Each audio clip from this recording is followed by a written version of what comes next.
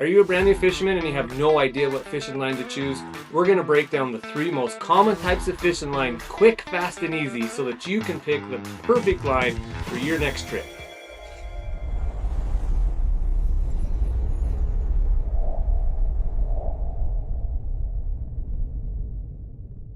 All right, let's jump into it. 3 most basic types of fishing line. You've got your braid, your monofilament, your fluorocarbon. We're going to start with the monofilament. This is the line that probably came stock on your reel when you bought it from the store. If you bought a combo setup and it already had line on it, it's almost surely monofilament. Pros and cons to monofilament.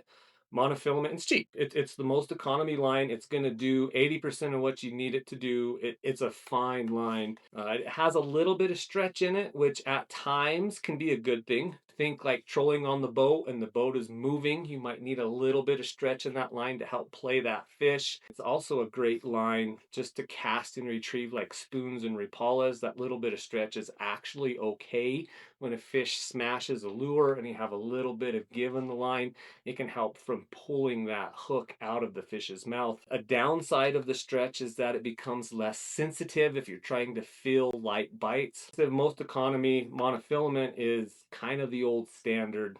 An important thing to consider with all fishing lines, but especially monofilament and fluorocarbon, is the pound test. Right there, it's going to show you on the box or on the cover of the line, the pound test. That just means the tension that it can handle. Now, a big misconception is that you need high pound test to catch big fish. Just not true. When I was guiding lake trout, like that one, we caught almost all of our lake trout on 12-pound test, typically 20, 30, 40-pound fish. You just need to make sure that the drag on your reels is set appropriately for the pound test that you're using. What I mean by drag is all reels have a system in them that allows line to come out. So if you're fighting a big fish, instead of the line breaking, it's going to pull line out of the reel. On this kind of basic closed-faced reel like a Zebco or your Mickey Mouse poles, there's a little dial right there on the front.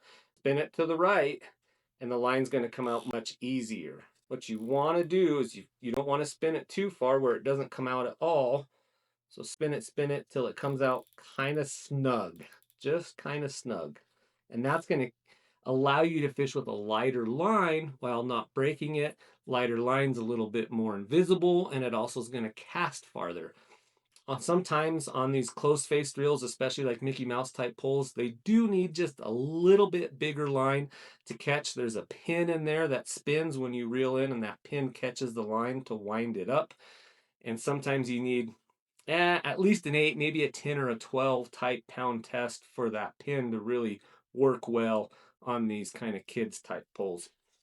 The drag system on a open face reel like this, whether you're ice fishing or casting on a long rod, it's right here on top. You just spin the dial, make it tighter, it comes out harder. Spin it or loosen it and it's going to come out a little easier. Same kind of thing, we want it to come out snug but not hard. The whole idea being we want to use the tip of this rod. When a fish is fighting, we want it to flex that pole. That's going to help keep the hook from pulling out of the fish's mouth.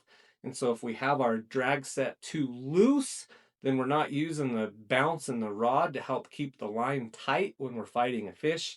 If we have it too tight, then obviously it can pull the hook out of the fish's mouth because there's not any give. So you got to find that happy place there. Same concept on a bait caster. Your drag setting is going to be right here. It's a star on the side. Same kind of concept. Tighten it up, tighten it down, makes it harder for the line to come out. Loosen it, and the line's going to come out easier. All right, the next type of line, fluorocarbon. Fluorocarbon, for the most part, step up from monofilament. It is going to cost just a little bit more. Some of the advantages of fluorocarbon, it's a smaller diameter. So the same pound test in a fluoro as compared to a mono is going to be a little bit smaller, which means it's going to cast a little further, actually can hold a little bit more line on your reel. The other thing about fluorocarbon is it's much less stretchy than monofilament, which is great, again, when you're jigging or you're fishing for light bites. That fluorocarbon is going to help you feel and sense those bites a little quicker, being able to set the hook a little faster. Fluorocarbon is what I used probably 80% of the time when I was guiding. Now let's jump into braid. Braid is a whole different animal. As you can see, It's not clear. It's kind of like a material. It comes in different colors. It is super strong. Braid is great if you're a bass fisherman and you're ripping fish out of sticks. It's also zero stretch. So if you're fishing for fish with really light bites, lake trout is a great example. It helps you feel those bites, those super sensitive bites. Downside is it's not clear, it's colors, right? So if you want that ultra underwater low visibility, you either got to have a bunch of different colors to match the watercolor that day, or what we did most often is we would take a chunk of fluorocarbon and tie a leader onto the end of the braid so that you had 3, 4, 6 feet of clear in front of the braid. Braid's going to be a little bit more of a specialty line. I wouldn't recommend it for your everyday line. It does have its application, but if you're a beginner, really monofilament's going to be fine. It's the budget conscious choice. If you want to go just a step up, fluorocarbon's where it's at.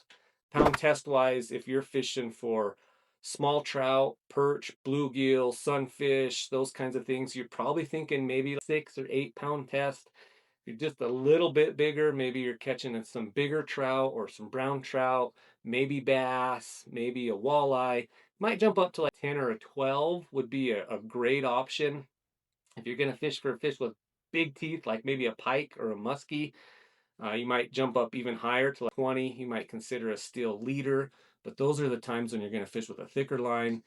If you're going to the ocean, you're doing some ocean fishing, you might even jump up to even a 20 or a 40 if you're thinking really big fish. But there you have it. There's kind of a breakdown of the 3 different types of fishing line. The best teacher is just to go try. So go get after it, go give it a whirl, use those liminal moments to try to learn as much as you can. And I promise you, you're going to have a good time. We'll catch you on the next one.